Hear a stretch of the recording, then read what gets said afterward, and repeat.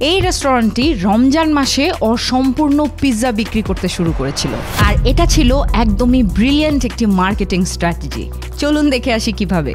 মধ্যপ্রাচ্যে রমজান মাসে প্রায় 25% ইফতারের খাবার অপচয় হয়ে যায়, অর্থাৎ প্রতি 4 ভাগের 1 ভাগ খাবার সরাসরি ডাস্টবিনে চলে যায়। আর ঠিক এই সমস্যার সমাধানে পিৎজা টু গো কোম্পানি করলো দারুণ এক কাজ। তারা তৈরি করলো 3x4 পিৎজা বক্স, যা সাধারণ পিৎজার চেয়ে ঠিক 25% ছোট।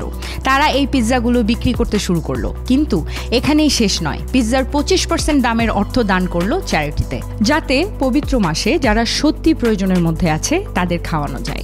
মার্কেটিংয়ের দিক থেকে এটা ছিল এক master stroke. Pizza to go company রমজানের আত্মিক বার্তাটাকেই ধরতে পেরেছে। এই সময় দান খয়রাত শুধু উৎসাহিত নয়, বরং পবিত্র কাজ বলে বিবেচিত।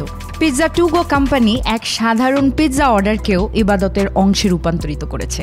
পাশাপাশি তারা তাদের ব্র্যান্ড ইমেজকেও সম্পূর্ণ নতুনভাবে দাঁড় করিয়েছে। আর এখন তারা শুধু পিৎজা কোম্পানি নয়, বরং খাদ্য অপচয় রোধের অভিভাবক হিসেবেও নিজেদের প্রতিষ্ঠিত করেছে। তারা এমন এক সময়ে কাজটি করলো যখন বাড়তি খরচ ও অপচয় খুব সাধারণ ব্যাপার হয়ে দাঁড়িয়েছে। এক কথায় এই মার্কেটিং স্ট্র্যাটেজি ছিল জিনিয়াস একটি মার্কেটিং স্টোরি। আরও এরকম ট্রিকি মার্কেটিং স্টোরি জানতে ফলো এবং সাবস্ক্রাইব করতে একদমই ভুলবেন না।